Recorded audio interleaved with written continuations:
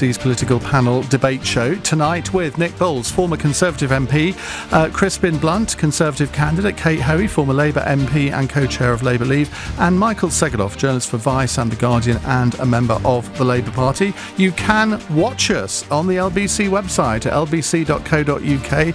Everyone in the studio is really pleased about that. The LBC YouTube channel and Facebook page and Twitter feed as well. But we are relying on your questions for this hour. The better the questions, hopefully the better the answers. 0345 6060 973 is the number to call.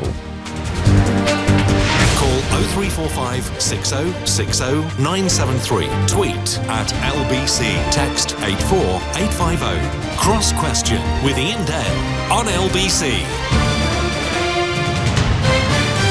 Welcome to you all. Let's start off with Jerry in Whitley Bay. Jerry, what's your question, please?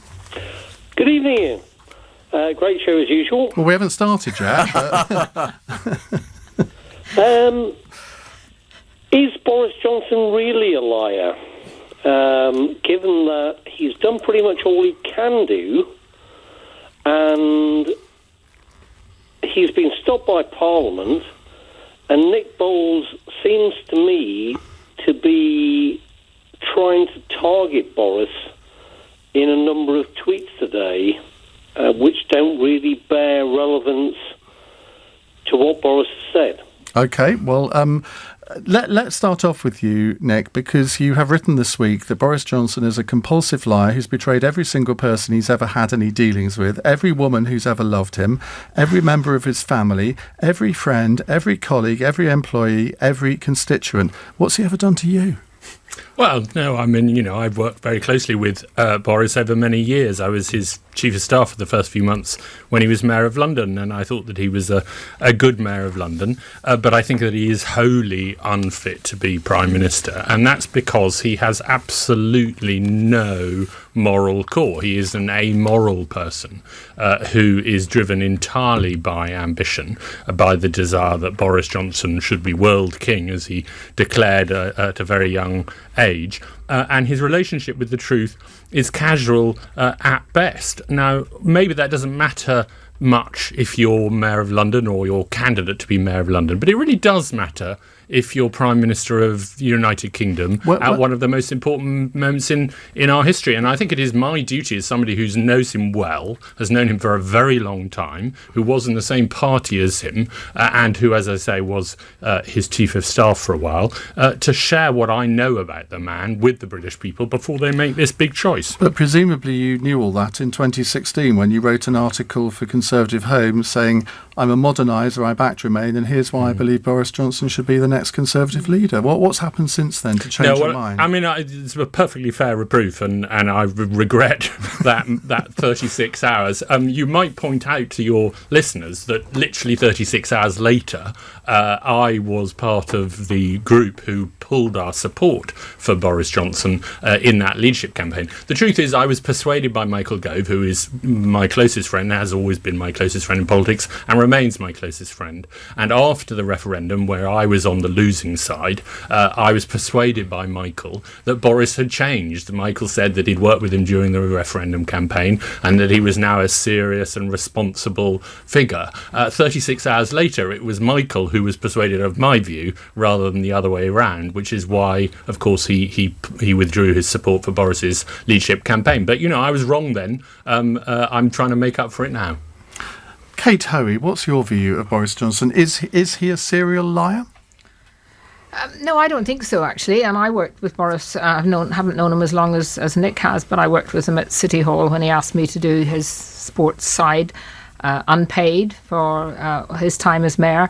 I certainly don't feel any of the things that Nick said in that article about women or whatever. I can't remember all he said. I think he's like a lot of politicians. He is ambitious. He wants to be Prime Minister. I think a lot of people in Parliament would like to be Prime Minister. And politicians unfortunately say things one day and then perhaps the next day have to change their mind, just like Nick's had to change what he said about Boris Johnson in over 24 hours. To be fair, it was 36. 36, sorry, Nick. I speak as I find, and I've always found Boris, when I've had any dealings with him, if he said he was going to do something, he did it. If he said he wouldn't do something, he wouldn't do it. Got him to get involved in things that he probably didn't want to get involved with. A lot of work on grassroots sport, going to little local boxing clubs, doing things that really, in terms of the kind of idea that he only wants to be the big player, didn't work out in practice when he was actually doing it. So he's already been Prime Minister for a couple of months. Little longer, actually, isn't it? How long it's? I lose track of time. 4 months. Now. I don't think he's done anything that shows that, in Nick's view, he's not actually worthy of being Prime Minister. Lots of things that we would disagree with about policies, but I think to sort of go for that kind of personal attack, I was very surprised when Nick did that, because I'm not sure that it's particularly helpful to anybody. No, you're not standing in this election. You stood down in your seat in Vauxhall. And I've read that you're not going to vote Conservative. You're not alone in that among former Labour MPs. I'm not going to vote. Sorry, you're not going to vote Labour. Who are you going to vote for? I'm actually going to be voting in Northern Ireland. Are you? And unfortunately, the Labour Party is so anti-democratic in Northern Ireland that they allow people to join, but they don't put up candidates. So I'll be voting for a pro-union candidate in Northern Ireland, which actually is quite a nice way of answering your question, isn't it? So DUP? It will be DUP, yes, where I'm likely to be voting, and that's I'm pro-union. I would not dream of voting for Sinn Féin. I wouldn't dream of voting for the SDLP, and the Alliance Party is in hock with both Sinn Féin but you could vote in London, couldn't you? Who would you vote for? It's a kind of wasted vote. I'm living in Rushenar Ali's seat. Just had a lovely young man drive me here who lives in that seat. That seat is going to stay Labour by a huge majority. It would be a wasted vote one way or the other. And would you have voted Labour if you had been here? My advice to people is to vote if you believe in Brexit, which I do, and I think this election, whatever Jeremy wants to say, is about the EU, and therefore I would be telling anybody to look at who's standing in their constituency, what their views have been on the EU, how they voted, have they delayed, have they tried to pronounce it. You would have voted here Brexit Party or Conservative? I think if I had been, yes, I would. In this case, I think people have to realise that the country comes before party politics in this election, and for many people that means voting, holding their nose perhaps, but voting for parties that they may not have voted for in the past, but because they think that actually what we need to do is to get out and to honour that referendum. And I'm afraid the Labour Party's policies now on the EU are so confusing, so wrong, and have reneged on everything they promised at the last election. So which one, Conservative or Brexit Party, would you have been attracted to? It depended. It genuinely would depend on who I thought was best going to deliver the result in that seat. Well, okay, in that seat, in your seat in London, which one would you have voted for? Well, I don't think I would have been voting. It wouldn't have made any difference in Tower Hamlets. I'm afraid London is. No, that may be true, but I think people would be quite interested to know which one. Well, what would you advise other people in that constituency to do? Well, I'm not sure. Actually, I haven't. To be honest, Ian, I haven't looked at what was the majorities last time, who stood, did UKIP stand last time, all of that. Brexit Party is very different from UKIP. I'll have a look for you in a second. Yeah, come back to you on that. I think I've told you enough. Michael, you look rather horrified. Just the idea that someone who's purported to be a Labour MP for so long can say they're going to put country before party and then vote Conservative or vote for the Brexit Party, it baffles me. The idea that you could sort of hold those views and claim to be someone on the left in the Labour Party and then go and tell people to vote for Nigel Farage. Well, actually, I'm going to defend Nigel Farage because I think that without Nigel Farage, we wouldn't have had a referendum. And I'm getting fed up with the kind of vitriol abuse that Nigel has taken over many, many years. So, I'm sorry, but I worked with him and others during the Leave campaign, went on the fishing vessel, which got me into every Lib Dem poster and leaflet went out during the last election, and my majority doubled. So, I don't actually... We both know your majority didn't double because of that. It was because there was a resurgence in the vote for Labour. We saw that in London, we saw that elsewhere. But I just want to kind of dig down into this, because I do think it's important. In terms of policy, do you only see Brexit as being the important thing? I think this general election is about Brexit, yes. This general election is 2 years after the last one. We've had 2 years of Parliament, a Remain Parliament, doing everything they can to stop us leaving by different methods, and some not so serious as others, but most of the Labour MPs in there and a substantial number of Conservatives have tried to stop it. Right, well, rather than you interviewing Kate, Michael, let's have your views on Boris Johnson. Answer the question that Jerry's put. Happily. Do you regard him as a compulsive liar? Yes, and I think we can start long before his tenure in Downing Street to see this pattern. I was just looking now at an article in The Independent from a few weeks ago that lists his lies from the day dot, really, whether that be misrepresenting the people of Liverpool in his magazine at The Spectator, being fired from The Telegraph for making that article. He was overseeing that. He was working at The Spectator. If you're the editor, you're responsible. And he apologised, to his credit there, being fired from The Telegraph for making things up. And I think, I'm definitely not a hard... That was The Times. I think it was The Times. So I you need to apologise. get your facts right. I apologise. But I think there's a long list there. And I think even, I'm no Brexiteer, certainly not a hard Brexiteer as Boris Johnson is, but the fact he made this pledge to the British people that by the 31st of October he'd have had Brexit done, else he'd be dead in a ditch, I think is incredibly damaging to trust in politics and politicians. He lied to the country. And I think it's worth bearing that in mind. As I say, I'm quite pleased personally we didn't, but there are people up and down this country who did vote for Brexit. And the idea that you can go into Downing Street, make this your big thing, and then let people down, I think is really harmful. Well, the reason he didn't, of course, is because of Labour MPs who reneged on you shouldn't make promises you can't keep. Crispin. Well, I was reflecting on the contribution from Nick earlier. Thanks, Nick, for 3 years of stasis when you successfully, with Michael Gove, took Boris out of the leadership election in 2016. And my greatest achievement in politics, I'm afraid, is a rather dismal career, but that would be the only thing that I'll be updating history for. You've done many great things in politics, and we share many causes in common, and not least throughout the right to die and issues such as that. But you did a singular disservice between you and Michael Gove. If you persuaded Michael Gove to run in 2016, which then got Boris to withdraw, meant that we didn't really resolve the leadership question and have an important thing is what we've seen with Boris's leadership is just what a powerful communicator he is. Well, he may be a powerful communicator, but you can find all sorts of articles on the internet. Michael's obviously found one which lists all the different times where he can be fairly accused of lying. Now, that must give you pause for concern, surely, that your leader, your Prime Minister, the person that's taking your party into this election, is seen by many, and the Labour Party, virtually every speech, every interview a Labour politician does at the moment, within the first 10 seconds the word liar is used. That's not a good place to be. And then to be taken into evidence are thousands of newspaper columns in the past of things he said nearly every time he was Foreign Secretary. It would appear that he then said something embarrassing about the foreign country he was visiting and the rest, partly because he was paid a very great deal of money, because he wrote brilliant columns that were highly entertaining and communicated fabulously, and that's his skill set. What I and others have to judge is actually the strategic question about the quality of his leadership and the direction he wants to take the country in, and simply look at the step change in the enthusiasm and support for the Conservative Party since he became the party leader.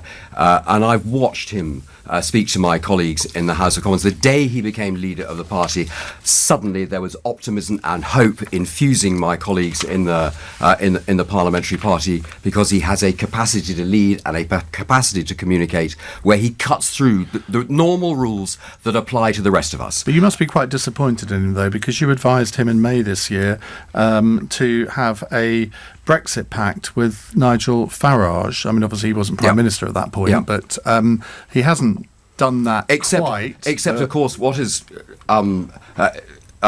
happened is that my expectations of his ability as a leader, first to deliver a new deal with the European Union, which nobody expected, but also to be able to face down the Brexit Party and make clear that if you want to get Brexit done, you have to support the Conservative Party. He's been able to carry that argument nationally.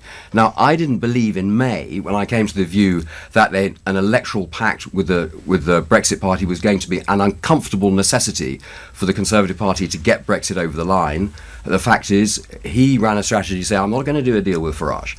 This is going to be on my terms. And that he confidence in his ability to get that done in a way which will actually take the Conservative Party to be the voice that can actually get this wretched task completed. But he has turned it into the Brexit Party because he's lost MPs like Nick, hasn't he? And David Gork, Dominic Grieve, all the rest. And you've got, obviously, within the Conservative Party, reflected through the MPs, through our membership, and probably also through our voters, are 10% of our supporters for whom Europe is a more important issue than party. And engaging in the European ideal and their view of Britain's place within the European family of nations is an issue that trumps their other parts of their political identity. I happen to think they're wrong. I came to a different conclusion, and that Britain has always had this strategic choice to make as to whether it's the continent or the open sea, and that it's clear to me that if you want in the long term to defend the competitive model that the United Kingdom has, to defend the fact that we have not been prepared to properly commit to Europe, we needed to actually resolve this issue and resolve it by leaving. All Conservative leaders in my adult life have been able to keep the Conservative Party together on Europe. Margaret Thatcher did it. John Major did it. I mean, he had a few dodgy moments, but he did. All the ones since then. And yet Boris Johnson has lost what most people would consider good Conservatives, people who, apart from on Europe, they would agree with everything that the Conservative Party stands for. And thank God we've got a quality of communicator who can then take us through what is an existential crisis for our politics as we try to resolve this European issue which splits all the parties.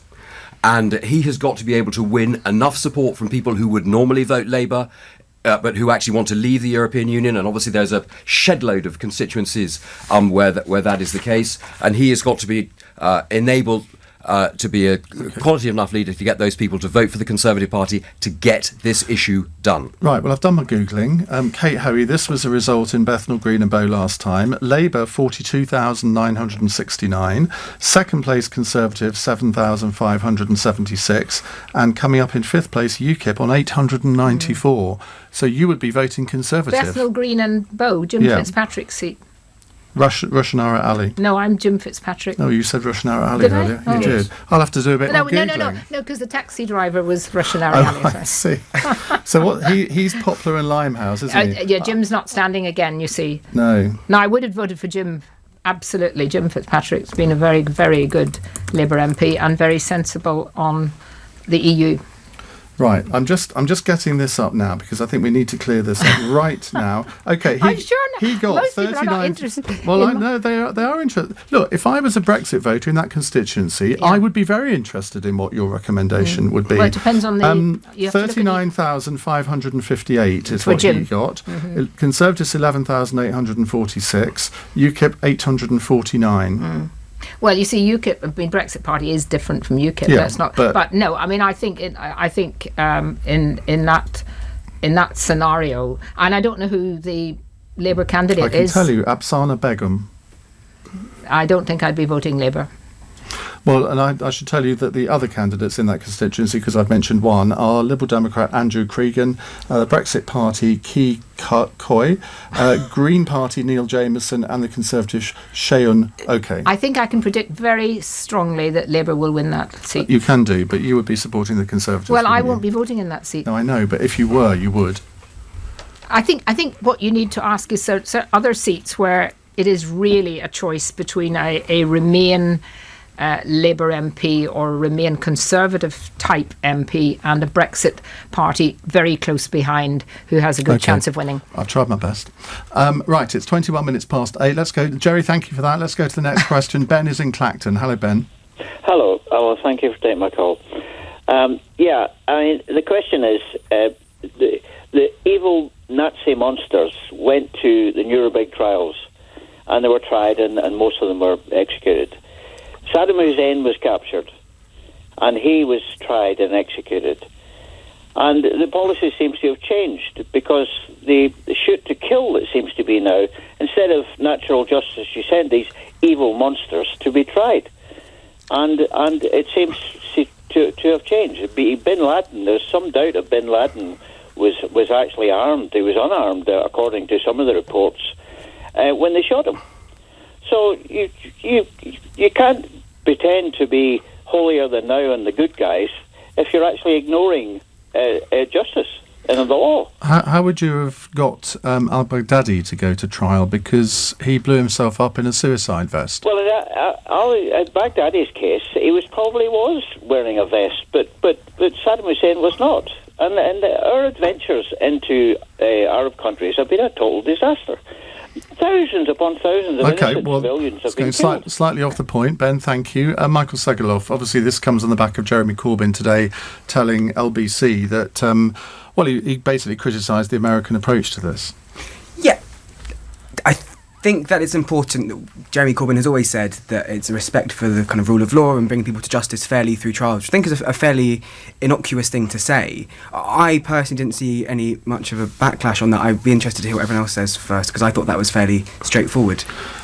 Well, I think Tom Harris, the former Labour MP, he has criticised Jeremy Corbyn today. He said, isn't it significant that when he's asked about Baghdadi's death, he immediately blames America and American troops by saying, if we're going to preach the rule of law, we must uphold it. I think that seems like a fairly fair thing to say, that if we're going to preach the rule of law, we should uphold it.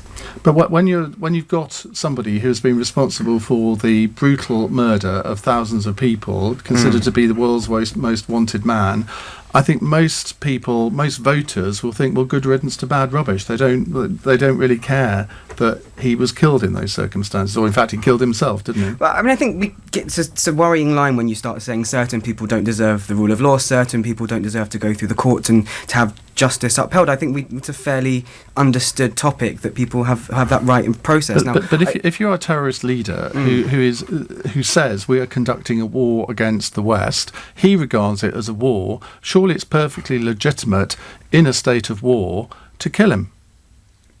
Again, I think it's a tricky path to go down. And obviously, in an act of war, when people are stood fighting each other, I'm a pacifist, but I see that people need to shoot each other in that circumstance. It would be baffling for the British Army to just stand there as they got shot at if they were in war. But again, just to be perfectly clear, if people can be brought to justice, to be tried, that is precisely what we should do. And whether that's the most minimal of thefts or other things, all the way up to the world's most awful, disgusting human rights abusers and murderers, that's, I'd like to think, a fairly standard view that in this case, it clearly wasn't possible, was it? Because there was apparently they all went on for 2 hours. He crawled into a tunnel, pulled the string on his vest, and killed himself and 3 of his children. Apparently, if he had gone when the American soldiers entered the vicinity, if he'd sort of put his hands up and said, "Yeah, you can take me, it's a fair cop, gov," fine. Of course, they would have taken him.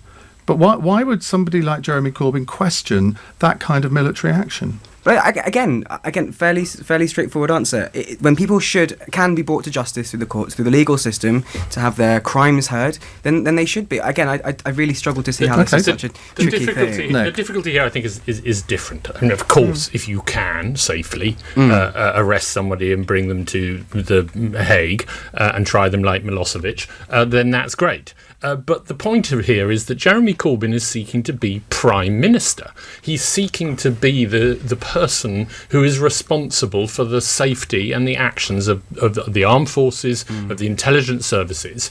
And he's basically saying to the counter-terrorism people in the British Army, or the other people who are acting on our behalf in places like Syria, that if they take action against somebody as vile as al-Baghdadi, that instead of having their back, that what he's going to do is suddenly say, well, why didn't you arrest him and bring him to court? He has no understanding of the demands of military action, of taking action to defend Britain's interests abroad. And that is why he also is unfit to be Prime Minister. OK, well, the 2 people who are likely to be Prime Minister are Boris Johnson and Jeremy Corbyn. by advocating people voting Liberal Democrat, you're actually making a Jeremy Corbyn victory more likely, are you not? No, it's such a lazy thing that everybody trots out every 5 years in an attempt to try and herd everybody. No, Jo Swinton's been very, very clear, and I'm not a member of the Liberal Democrats. I'm profoundly uncomfortable with their policy on Brexit, the idea of revoking Brexit, the Article 50 process. But the truth is that Jo Swinton has been very, very clear. She is not going to support Jeremy Corbyn becoming Prime Minister. If the Lib Dems were to win 100 seats, which is not impossible, it would be a stretch, but it's not impossible, that would involve taking a number of seats off both of the main parties. And that would mean that both of the main parties would be in a position where she could say, listen, if you want my support, it won't be in a coalition, but if you want my support for confidence and supply, change your leader. If it's the Tory party, get rid of Boris Johnson, put somebody a bit more acceptable and a bit more reliable. Or if it's the Labour Party, get rid of Jeremy Corbyn, put in Angela Rayner, and I'll back you. That is why we should vote for parties other than the main parties, so that those parties realise that they cannot continue with their current leadership. But if you had to choose one or the other to be Prime Minister, Boris Johnson or Jeremy Corbyn, and my life depended on it, who would you choose? Okay, I mean, I think it's a fair question. I mean, I would hate it, but I would choose Boris Johnson because I think that his disqualifications aren't as grave as Jeremy Corbyn's. I think that his are personal; they're about him as a human being, whereas I think Jeremy Corbyn's are very, very deeply political and ideological, and I'd be very uncomfortable with that. The important thing that is at issue here is the rule of law. And we need to understand that al-Baghdadi leads an organisation which is at war with us, an organisation that throws people like Nick and I and you, Ian, off the top of buildings if it can get its opportunity to do so. And Michael. Hello. I didn't. Probably me too. Well, we are well represented this evening. I hope I didn't just out you. No, we're all good. And in those circumstances, that operation, as indeed every military operation these days, it may be tiresome for the military, has the presence of lawyers overseeing it to see whether the targeting that is taking place is appropriate and within the rule of law for every single operation that certainly the British Armed Forces undertake, and I'm pretty certain that the American Armed Forces will go through precisely the same process. And so there will have been a legal justification for that operation. And it's not difficult to see the legal operation for the commander-in-chief of an organisation that is responsible for the kind of actions that they've taken place and is still at war with us, inciting. When I went to Al-Hul camp in northeast Syria about a month ago and saw the women in that camp with their children being controlled by a sort of Stasi of ISIS extremists delivering a reign of terror in that camp, incited by al-Baghdadi, and literally the week before al-Baghdadi had given an instruction to break out of that camp and cause mayhem. Now the SDF had managed to hold control of it, but that guy remained an active enemy of the interests of civilization and the West, and I believe that operation was utterly within the rule of law. Kate, I'm going to ask for a quite brief answer. They were right to go after him. If he chose to kill himself, too bad, and I don't think many British public will be shedding tears about the way he died. The reality is, if he'd taken that vest off or blown it up earlier, he could have killed some of the people after him. So I don't really feel any. Of course, if possible, you would have taken somebody to court, but by the time that had all happened, how many more people would have been killed? Can I just say, because I hadn't heard this interview, I just read the text, and I think it's worth reading back what Jeremy said, because I hadn't heard this today. Jeremy said, him being removed from the scene is a very good thing. If it would have been possible to arrest him, and I don't know the details of the circumstances, I've only seen various statements put out by the US about it, surely it would have been the right thing to do. Which I think we would all agree that's a fairly reasonable thing to say, and I think to make that into something as if Jeremy Corbyn's not fit to be leader because he said if it was possible to try someone, he should be. I think that's a fair enough thing to say. You have made that point. 0345 6060 973 if you'd like to put a question to our panel. You're listening to LBC. It's 8:31 and Serena Farrow has the news headlines. Boris Johnson's concern today was about reducing knife crime and taking Brexit forward if he's re-elected Prime Minister. Jeremy Corbyn said a Labour government, meantime, wouldn't support a second Scottish independence vote during its first term, before then backtracking on the remark. And the Liberal Democrats have been warning how Brexit would stop important investment. The first public hearings in an inquiry into Donald Trump, which could eventually see him thrown out of office, are underway in Washington. The president denies wrongdoing by pushing Ukraine to investigate his Democratic rival Joe Biden. And Royal Mail strikes that may have affected Christmas deliveries have now been blocked. The High Court's ruled a union ballot had irregularities. LBC weather: rain over southern England and Wales, which could turn to snow on higher hills. Showers for more northern and eastern coastlines, though, with a low of -3 degrees. This is LBC. Sheila Fogarty, Monday to Friday.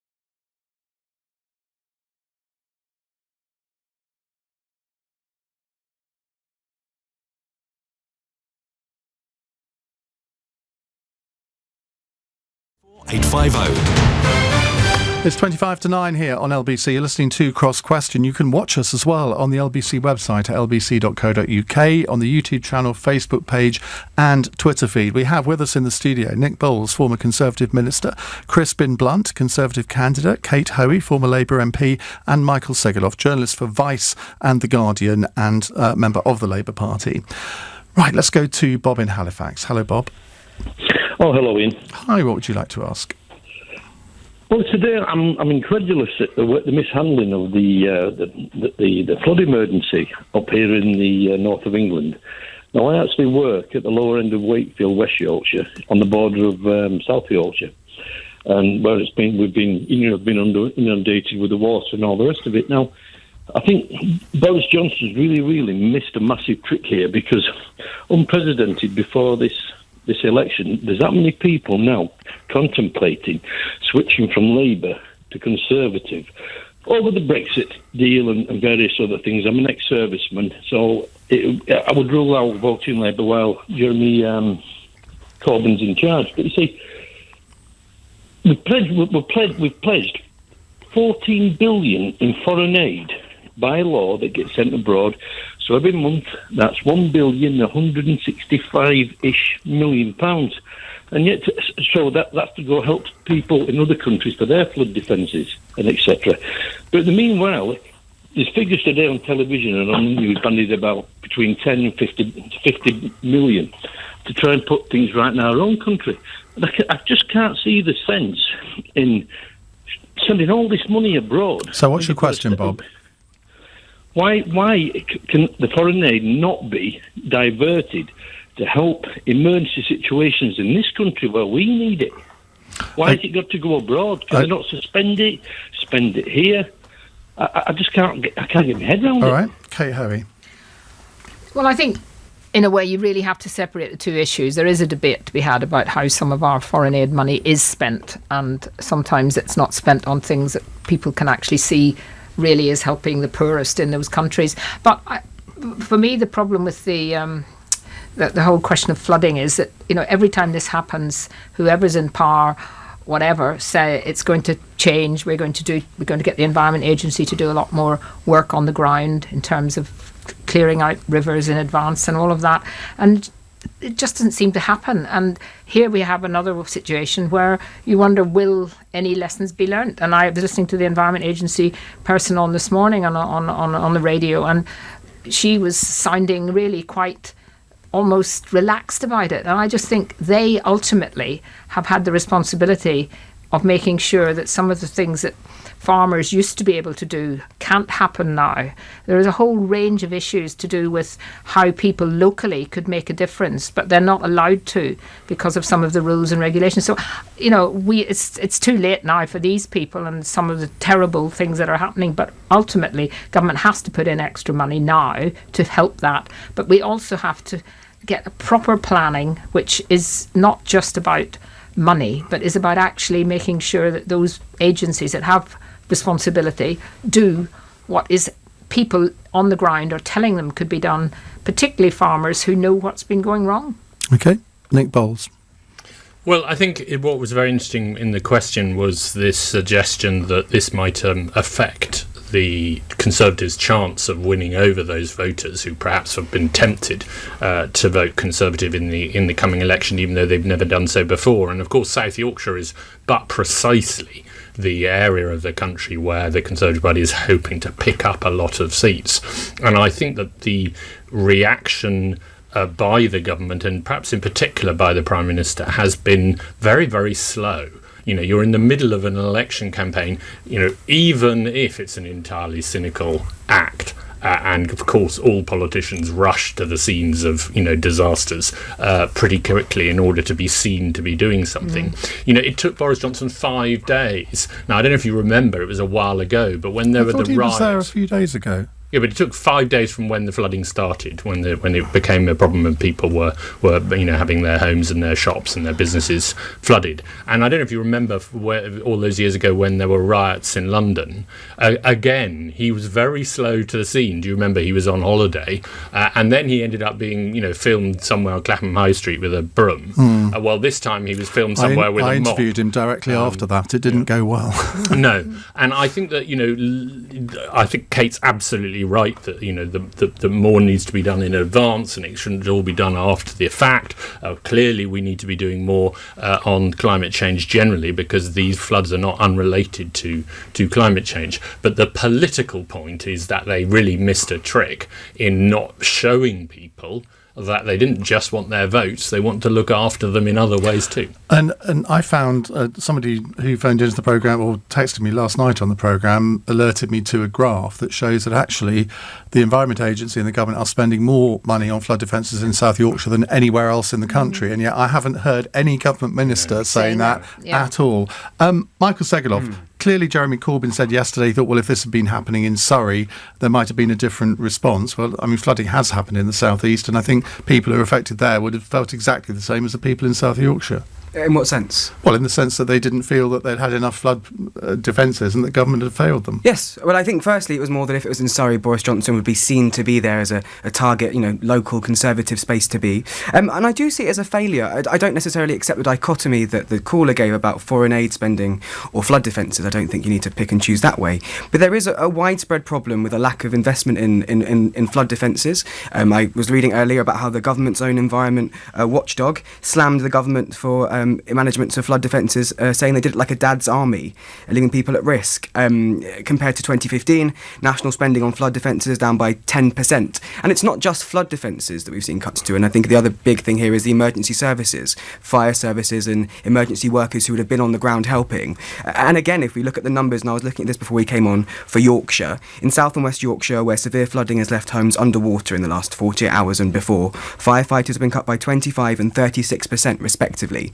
And this is a wider question about a lack of investment in infrastructure and public services. So as much as there's the failure of Boris Johnson to arrive on time, which I think certainly was a political own goal for him, the bigger question and the questions he has to answer is to why the government hasn't been spending on these sort of really important issues that matter to communities outside of London. The major thing I should take from your answer is that you prepare for the programme, which sometimes. We must applaud.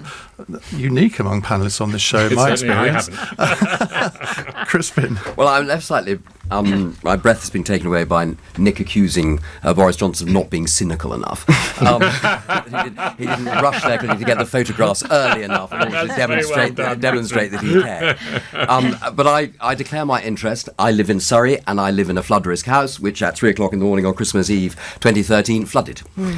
So I have some personal passing interest in the policy in this area. And the truth is, the investment in long-term flood defence is substantial. It's going to cost quite a lot of money, but it's got to be done. And I think was it Kate saying the Environment Agency person sounded as though they were being a little bit complacent about what happened. What you might find is sitting behind that is actually a very good story where they have invested to protect a very significant number of homes. And in the particular circumstances there, you then find this village of Fishlake has then caught it.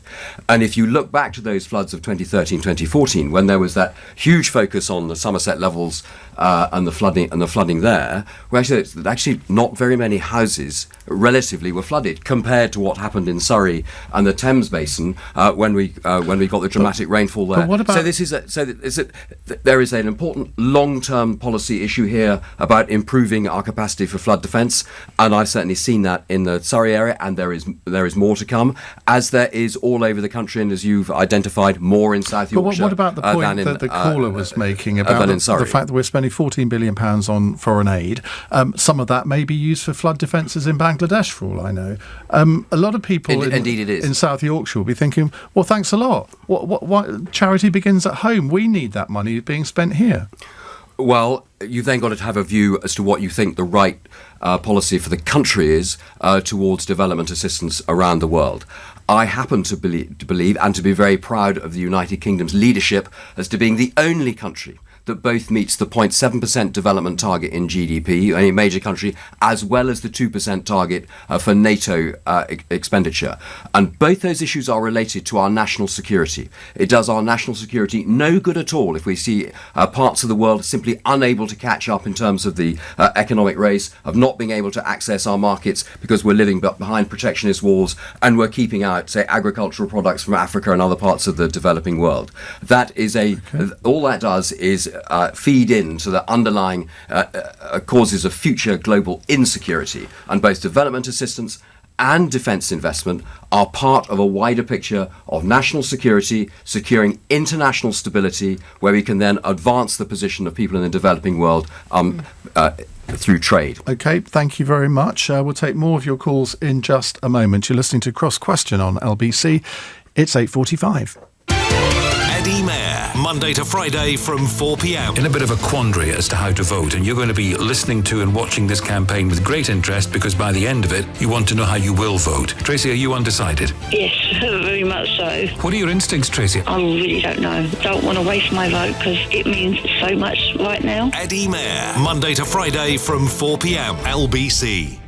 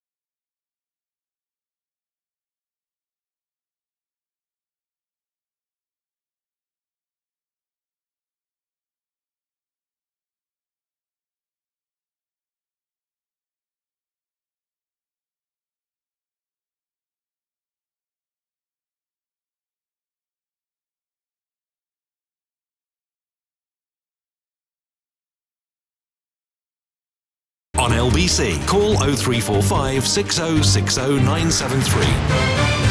It's 8:49 here on LBC. Now, should we talk about drugs or should we talk about taking ITV to court? I think we're going to talk about drugs. Miro is in Hertfordshire. Hello, is it Miro or Miro? It's Miro. Hi, what would you like to ask? Yes, so I am. I've suffered for a long time with chronic anxiety, and over that time, I have tried many different medications that have either been problematic, extreme side effects. One can become codependent on them, and so on.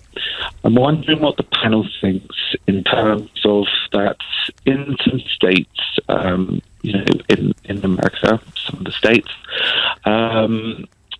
they have approved medicinal use of marijuana for those with extreme anxiety. Miro, it's a really bad line. We've got the question, I think. And just for listeners who maybe couldn't get the question, it's basically about the legalisation of cannabis. Miro has experienced extreme chronic anxiety and he wants the government to take a look at this. Are the panel in favour of legalisation? Michael Segalov. Yes, and not just of cannabis. I think that there's been widespread proof from Portugal where decriminalisation of all drugs has taken place, at the reduction in harm to the people who live in that country, and ultimately it's the role of the state not just to police but to keep people healthy in a society, certainly in a democracy. And so I think that the Labour Party in this instance is right, and I think they should go much further to say they'll set up, if they're in government, a royal commission to explore drug policy, including keeping decriminalisation of all drugs on the table. And I think that whatever party you're in, that's something that people should be pushing for. Crispin Blunt. Well, I think you might want a royal commission or a commission independent of government around prohibition of all other narcotics. But actually what you want is a government to look at all the evidence that is pouring out now about cannabis, particularly medicinal cannabis, how different governments around the world are finding a way to enable people to access the established medical benefits from cannabis. We're at the beginning of this journey in the UK, and we need to look at other countries as to how they've managed this. And because what we don't want to be in is the position we're in today, where people are still growing their own cannabis to deal with their symptoms of multiple sclerosis, for example, and they can't afford to access the medicine, even though we've made it legal. We've done half the job. We've got it over the line in terms of policy, but we're in a place where the demands of the regulators to establish that it's not dangerous are to put this medicine through the standard pharmaceutical assessment process at the minute, which would take 20 years, cost £1 billion. Then you might get to a place where GW Pharma are now with their two products just licensed to be used by NICE, Sativex and Epilydex, but that is just a very small slice of the potential benefits from this. We need to get serious about accessing the benefits from medical cannabis. Well, I think the benefits of medical cannabis, if the evidence is there, then that is clearly something that should happen, and it legally has changed, but as you say, Crispin, it's going to take some time. And I'm very much opposed, and will continue to be opposed, to the general legalisation of cannabis as well as other drugs. What about decriminalisation? Because there is a difference there, isn't there? Decriminalising it, because I've seen the effects when the commander in Lambeth tried to decriminalise some years ago. And we saw Paddock, wasn't it? Lord Paddock. Yes, Lord Paddock. And we saw what was happening to young people who were just, some of them going to school literally stoned out of their mind. And I think what people need to remember, and the Maudsley Hospital have done some wonderful work on this in terms of just how different the cannabis that is around these days, and the way that it's, the kind of skunk cannabis is actually very, very dangerous for some people who are perhaps that will be the tipping point for something else. So I also just think that if we were looking today, knowing the harmful effects of smoking, now would we make smoking, decriminalise smoking? Okay. So Nick, if you can be dangerous. brief, we can fit in one more question. Very briefly, I'm absolutely in favour of medicinal cannabis being legalised. I also think that we do need to look at decriminalisation more broadly, a bit like Portugal, as was said, but it does need to be done carefully and deliberately. It may be that in the process you can identify those forms of cannabis, like skunk, that have bad effects on some people's psychotic states, and just decriminalise stuff that's less harmful. Right, Miro, thank you for that. Let's go to Darren in Port Talbot. Darren, briefly your question, please. Hiya, me. Hiya, Ian. Hi. And hiya, Kate. I think that you're a credit to the MPs. I think. Well, there you go. Thank you. You're a fantastic MP. Come on, Darren, get on with it. Fantastic. All right, then. Well, as far as the ITV, Stewart ITV is concerned, ITV isn't a public-owned company. They can have whoever they want. Darren, I need you to ask your question because we're running out of time. Basically, I think that before you know it, we're going to be the SNP, the Libs. I won't call them Dems anymore, but the Libs are saying that they want to sue ITV. Now, before you know it, basically what we're going to have is people like, for instance, Screaming Lord Such. He'll never win the general election. Neither will Captain Beanie, that's down in Port Talbot, running for office. All right, but Darren, we understand your question. Do the panel think it's right that the Lib Dems and the SNP are suing ITV over the leaders' debate? Crispin Blunt. Well, they're perfectly entitled to. I don't think they're going to win their case, and it's a perfectly reasonable decision to have a debate put on by one television company, which is pitching the two candidates to be Prime Minister against each other. Other television companies are sponsoring other debates which have decided to have a wider range of leaders. But I think we know that on December the 13th, one of those two is going to be the Prime Minister. Michael?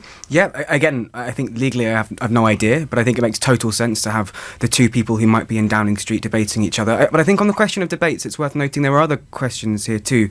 Sajid Javid made his comment that he was, loved to debate John McDonnell, the next Chancellor, one of them would be the next Chancellor, and he pulled out, revoked his offer to do that debate. Do you know why that was? Why was that? Because Number 10 told him to. Oh, okay, still... that's my point exactly. There's the Chancellor. He would have liked to do it. Do you think? Yeah, absolutely. Fair enough. And I also think on that there's been talk of holding a debate about the climate and about climate change, which I don't think currently the Conservative Party have signed up to, despite the SNP, the Lib Dems, the Green Party and Labour offering to do. And I think when we talk about debates, yes, we should having debates between the leadership, like the leaders of the main parties, there'll be plenty, but other issues also do matter in this election, and I think the Conservatives should put candidates forward for those too. Well, I should say that next Monday on LBC, we're going to have a minor parties cross question. We're going to be inviting UKIP, the SDP, the Old Liberal Party, and Renew to take part. So that's next Monday. And then the week after that, we've got a youth debate with under 21-year-olds representing 4 parties. I haven't quite decided yet whether it's Brexit Party or Greens, but it depends how many candidates they put forward. Nick? Just on this question about the debates, I just don't see quite how you can justify not including all the parties who are fielding a candidate in every seat.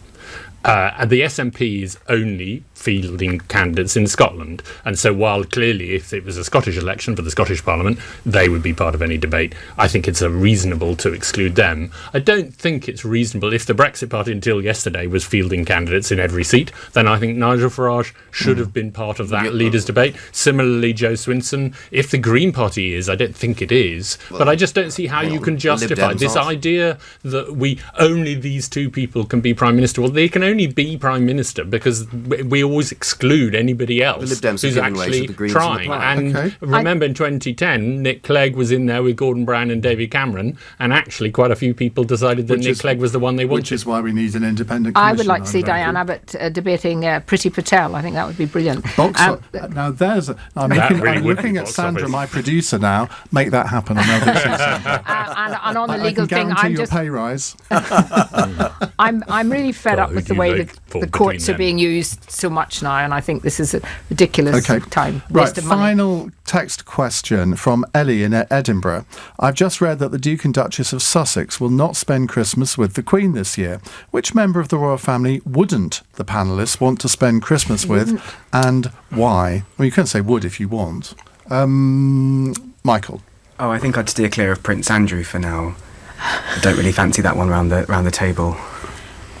So many comments come to mind, but I'll keep them to myself. Crispin? What we need to appreciate is just how much fantastic work they do. Well, I'm sorry, it's true. I spent time as a prisons minister and sought in very unfashionable If you're not a knight already, Crispin, you soon will be. So if you're Rise, Crispin.